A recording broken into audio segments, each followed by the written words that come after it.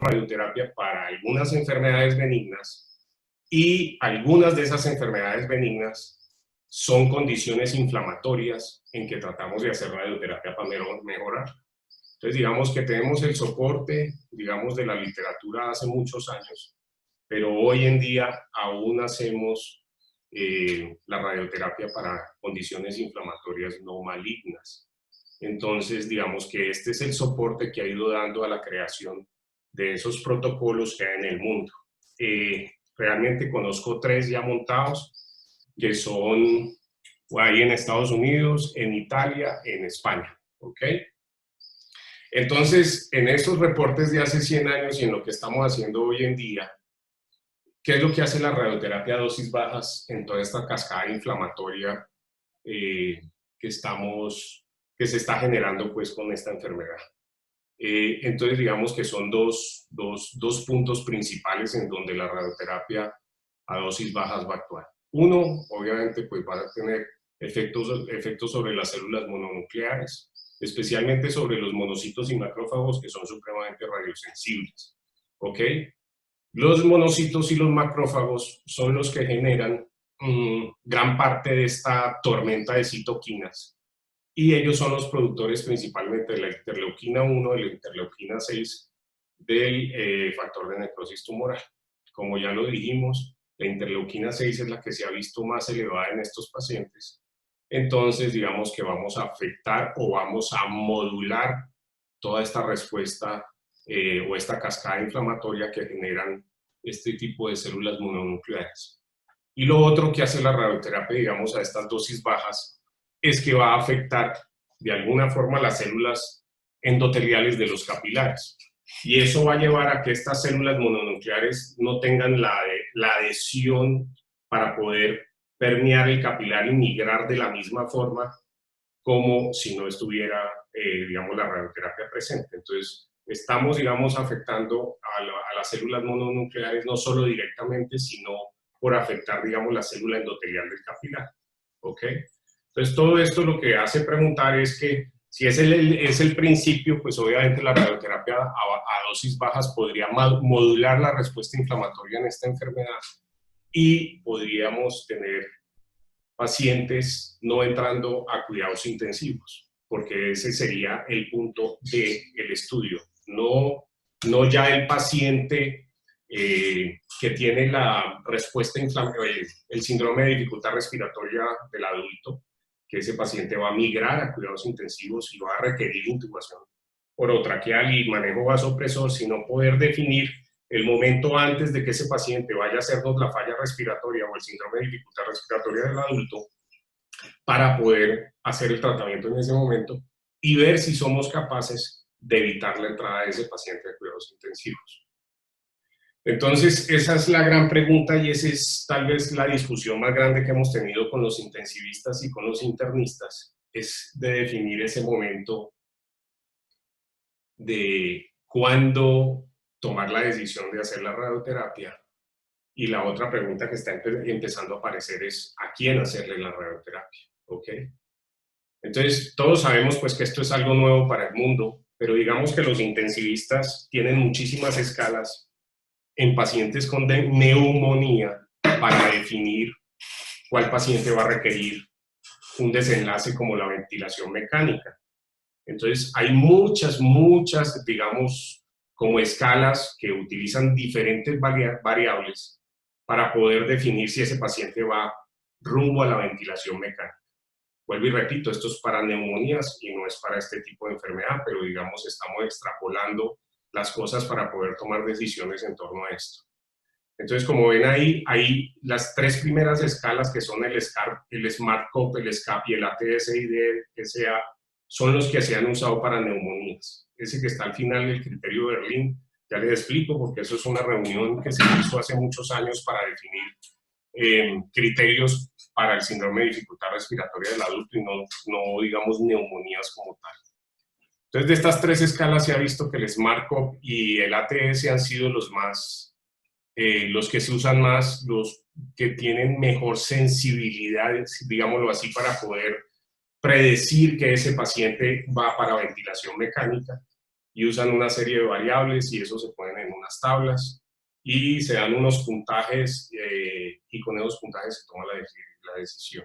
En la Clínica El Rosario, de estas escalas vamos a empezar a utilizar el SmartCope y los estudios que muestran en pacientes con neumonía es que si esta escala tiene más de 3 puntos, realmente fue capaz de identificar el 92% de los pacientes que iban a requerir ventilación mecánica o manejo vasopresor en una unidad de cuidados intensivos.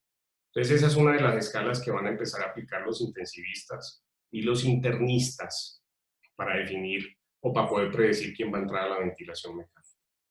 Lo otro, los criterios de Berlín, cuando en el mundo empezaron a aparecer estos síndromes de dificultad respiratoria del adulto secundarios a virus, se empezaron a reunir y la primera reunión fue en Miami, sacó unos criterios en Miami, después fue Barcelona y ese fue el segundo, digamos, consenso.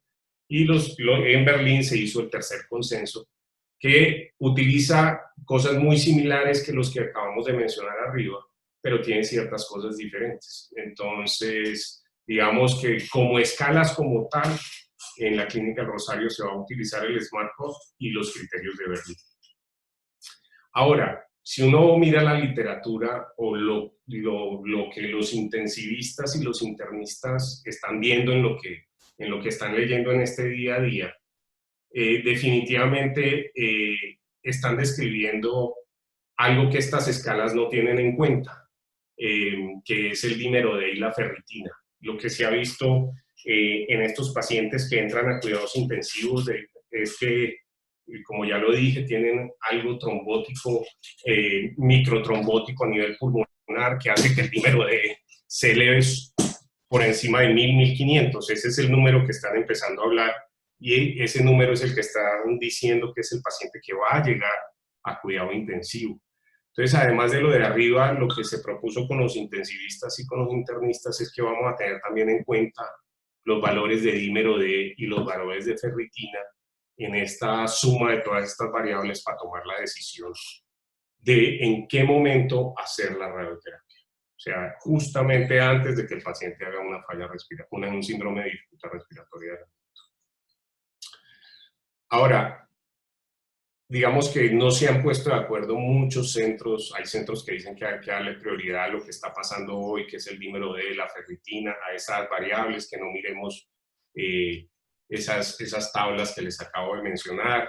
Hay gente que dice que no, que hay que tenerlas en cuenta. Bueno, hay una discusión grandísima en torno a eso, pero últimamente digamos que está empezando a aparecer a raíz de que hay países teniendo que hacer medicina con protocolo de guerra, por la saturación de las unidades de cuidados intensivos. Pues hay muchos países que tomaron la decisión, o hay muchos de los que están empezando a hacer los estudios que definitivamente están diciendo no, despreocúpese de todas estas, de quién va, porque los que van a tener prioridad son los que no van a tener chance de cuidados intensivos, y esos que no van a tener chance de cuidados intensivos, pues sabemos que son los pacientes mayores, porque a los pacientes menores les están dando la opción de entrar a cuidado intensivo. Entonces, en España empezaron a hablar que definitivamente este protocolo iba a ser para los mayores de 60 años, porque esas personas no iban a tener la posibilidad de entrar a cuidados intensivos. Entonces, eso es, digamos, lo que está en discusión y eso es lo que se planteó en la Clínica El Rosario para definir el momento y a qué personas vamos a pasar. Pienso que mientras que no tengamos el caos y las unidades de cuidado intensivo desbordadas, pues vamos a poder pasar, no necesariamente para pacientes mayores de 60 años, pero en eso vamos. El protocolo pues es realmente muy sencillo. Creo que la primera variable es la más difícil, o sea, definir el antes de que el paciente vaya a requerir una unidad de cuidado intensivo que tenga manejo vasopresor y una intubación orotraqueal. Vamos a hacer una fracción única, la idea es dar 0.5 Gray a ambos campos pulmonares. Aquí hay una discusión si hacer técnicas avanzadas para hacer este tipo de tratamientos, o los que alguna vez, los viejitos, pues porque los jóvenes nunca lo hicieron, los viejitos que alcanzamos a hacer baño pulmonar, en pacientes pediátricos con enfermedad metastásica por tumor de Wilms, pues eran campos APPA. ¿Eso que generaría? Personalmente opino que sería la facilidad y la facilidad, no digamos facilidad, pero sí el tiempo de permanencia del paciente en la unidad de radioterapia. Y creo que eso es importante. El seguimiento se haría con, con imágenes tomográficas, haríamos las pruebas de laboratorio, miraríamos con gran detenimiento el dímero D y la ferritina, cómo se comportarían estos pacientes. Y vamos a medir la interleuquina 6 después de hacer la radioterapia. En principio lo que planteamos es hacer 5 pacientes y mirar la respuesta de estos 5 pacientes para poder definir después y empezar realmente a pasar más pacientes si tenemos una respuesta, digamos, adecuada. Eso es. Qué extraño de la cuarentena, mis caballos. Este chiquitín no lo veo hace 2 meses, entonces, pues, pero bueno, toca. Muchas gracias.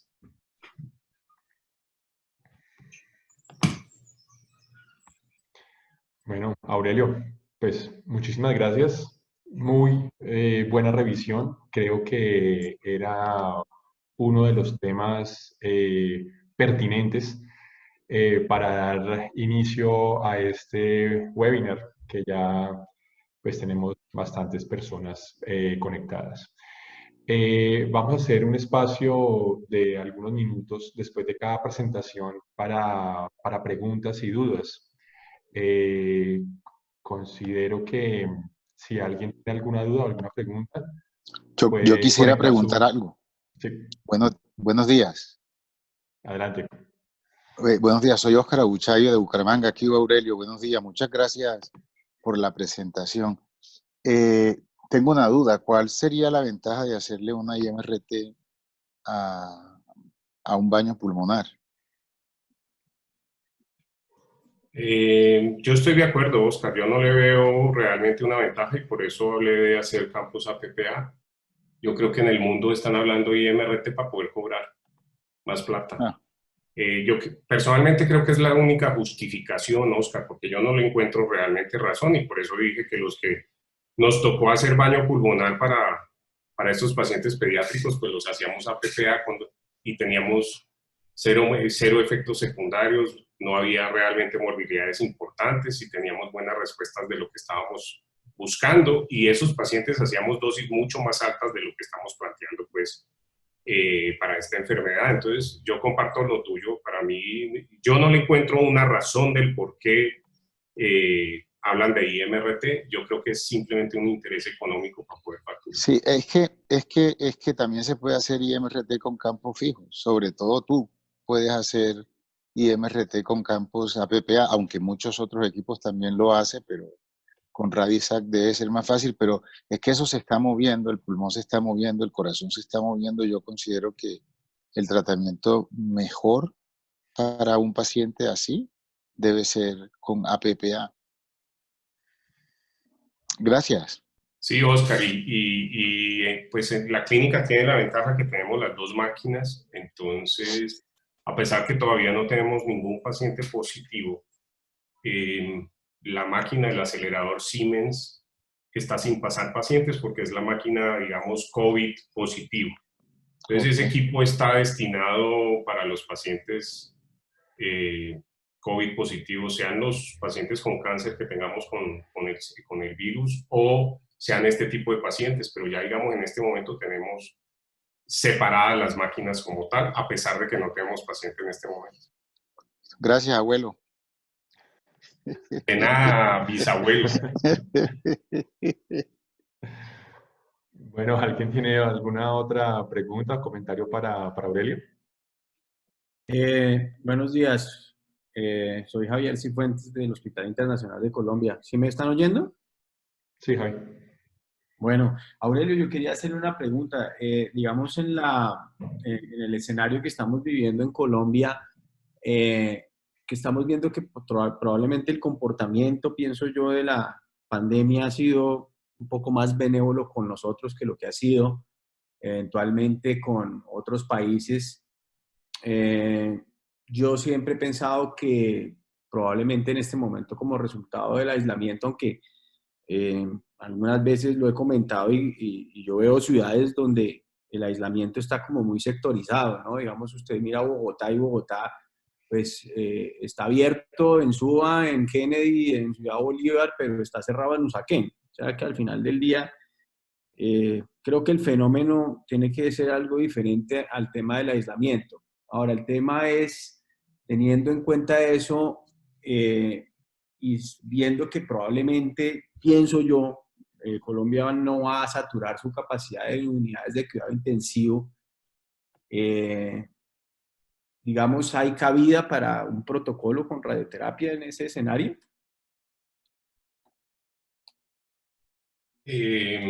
Bueno, Javier, yo que creo, pues difiere un poquito que Colombia vaya a tener un comportamiento diferente. Yo creo que lo que se ha logrado es retrasar el pico de la curva y hemos logrado, digamos, protractar el pico. Ojalá Colombia tenga un comportamiento diferente y no nos volvamos un caos como vemos los otros países. Pero obviamente en el escenario que las unidades de cuidados intensivos no estén empezándose a saturar no tengamos, pues digamos, ese temor, pues digamos que los intensivistas no van a, creo yo, no van a referir los pacientes. O sea, el tema es, digamos que la decisión de radioterapia la van a tomar los intensivistas y los internistas de la institución y nos van a llamar para que le ayudemos en ese paciente, pero en el día a día que no tengamos congestión en las unidades de cuidados intensivos o congestión en los servicios hospitalarios, pues creo que a lo mejor no vamos a tener la posibilidad de aportar en esta patología. Oscar, Aurelio, otra pregunta, o más que una pregunta, de pronto, mirar si valdría la pena en los protocolos que yo he visto que se han iniciado, que usted mencionó, que lo han hecho en España, en Italia, en Estados Unidos. He visto que el esfuerzo que se ha adelantado es un esfuerzo multiinstitucional, es decir, aportar pacientes todas las instituciones para poder tener resultados más rápidamente, obviamente. Entonces, me parecería interesante, digamos, con la parte que ustedes ya han adelantado en la Clínica del Rosario, extender de pronto una invitación a otras instituciones que se quieran sumar y que podamos, digamos, hacer un protocolo multiinstitucional. ¿Usted vería eso viable? Yo lo pensé, Javier, y lo planteé, no solo en eso, sino que creo que las ciudades también deberían, digamos, dividir su recurso hospitalario y que no todos hiciéramos de todo, sino que nos repartiéramos el asunto para que existieran instituciones, digamos, libres del virus y que pudiéramos atender cierto tipo de pacientes que las instituciones que tengan el virus pues van a estar ocupadas atendiendo el virus. Eso lo planteé, Javier, y me parece una buena idea, pero yo no hubo acogida. Vos sabes de todos los celos que hay entre instituciones. Digamos que no tuve acogida en ese sentido, se planteó, pero no caminó. Vale. Bueno, el doctor Ricardo Sendales hace una anotación en el chat, es un comentario de él donde dice: Aurelio, sería bueno registrar este estudio y hacerlo valorar por otro comité de ética para evitar problemas futuros. Una acotación del doctor Sendales. Ok, gracias Ricardo, así lo haremos. Bueno, muy bien. ¿Alguien tiene alguna otra? Bueno, ahí están. Pues los que lo hagan por chat, yo con mucho gusto me voy a tomar pues no hay problema, no, voy a leer. Entonces, no sé quién lo escribe, está identificado como Huawei Y7 2018. Dice: hola Aurelio, hay pacientes mayores de 60 años con enfermedad pulmonar intersticial que al irradiarse empeoran. ¿Eso ha tenido en cuenta? Julio. Bueno, doctor Julio. Sí se habló del tema, se han tenido las discusiones respectivas. ¿Qué pienso yo? Pues que el curso de la enfermedad es uno y que estamos tratando de parar un curso de la enfermedad que es nefasto. Que yo no creo que la radioterapia haya colaborado a que se empeoren, sino que el curso de la enfermedad era tal que no aportó absolutamente la radio. Eso es lo que yo pienso personalmente, pero sí lo discutimos, se miraron y digamos que la posición mía fue esa, que realmente no creo que haya sido la radioterapia la que haya empeorado el curso de esta persona, sino que ese era el curso natural de su enfermedad. Aurelio, un poco con respecto al criterio de investigación, ¿sí? Porque, bueno, todos sabemos que usar esa dosis tan bajita pues no le va a producir realmente mayor efecto al paciente desde el punto de vista de toxicidad, ¿sí? Habría que ver si eso mejora o empeora su respuesta al virus, pero digamos, yo creo que idealmente habría que pensar esto en el contexto de un ensayo clínico controlado, ¿sí? Porque al no tenerlo controlado, pues no hay grupo comparador y pues no puede uno saber realmente qué pasa con estos pacientes. Creo que quizás la intervención, al no hacerlo controlado, pues pierde un poco la validez científica. Por eso yo decía que es útil que lo vea un comité de ética e investigación para que piense un poco en el diseño, ¿sí? Y piense si vale la pena hacer este estudio no controlado o si es mejor hacerlo controlado. Solo quiero hacer como un poco de reflexión sobre el diseño del estudio para que tenga un impacto científico relevante, ¿sí? Tal vez se me olvidó decir, Ricardo, y por eso hablé de que en principio iban a ser solo 5 pacientes. Lo que se planteó, y pues recibo todas las sugerencias, es hacer esos 5 pacientes en un estudio no controlado así como está. Mirar las respuestas. Si tenemos una respuesta, digamos, satisfactoria en este minigrupo de pacientes, siguiente paso sería hacer el estudio controlado que estás planteando. Aurelio, en esa parte yo creo que la comunicación que todos conocimos, no recuerdo el doctor que la pasó al Instituto Nacional de Salud en Estados Unidos, fue precisamente en ese mismo sentido, ¿no? Que él proponía hacer un protocolo pequeño con 5 pacientes, evaluar la respuesta y con base en esa respuesta sí plantear un estudio controlado. Entonces, yo creo que es válido iniciar con un grupo, o sea, un estudio no controlado y mirar y si vale la pena iniciar. Es un esfuerzo grande, ¿no? Ya un estudio controlado, yo pienso que sí ya necesitaría de lo que había mencionado antes, ¿no? Un esfuerzo multiinstitucional y todas las cosas, porque no creo que vaya a haber muchos pacientes en una sola institución, candidatos o que puedan ser llevados a un tratamiento de radioterapia, a no ser que nosotros entremos en un escenario similar al de Italia, al de España, que yo pues dudo que vaya a suceder. Bueno, tenemos una pregunta de Ilse y pues creo que con esta vamos a dar paso al siguiente conferencista. La pregunta de Ilse, ¿han hecho simulacro de cómo van a hacer la atención de pacientes en la unidad de radioterapia, de estos pacientes en la unidad de radioterapia? Sí, Ilse, sí, tenemos, digamos, las rutas de atención, tenemos los horarios, tenemos el grupo de tecnólogos que van a atender a estos pacientes. Digamos que sí tenemos ya, digamos, todo el protocolo montado de cómo va a ser la ruta de atención de estos pacientes. Sí se ha hecho, ya hicimos un par de simulacros, digamos que eso sí se hizo y estamos, digamos, listos para recibir el primero en teoría, ¿no? Vamos a ver el día que llegue si todas esas rutas y todas esas bellezas que hicimos funcionan igual de bien. Bueno, perfecto. Pues Aurelio, muchísimas gracias por su participación, por su revisión y por su buena disposición para la resolución de las preguntas y dudas de los asistentes.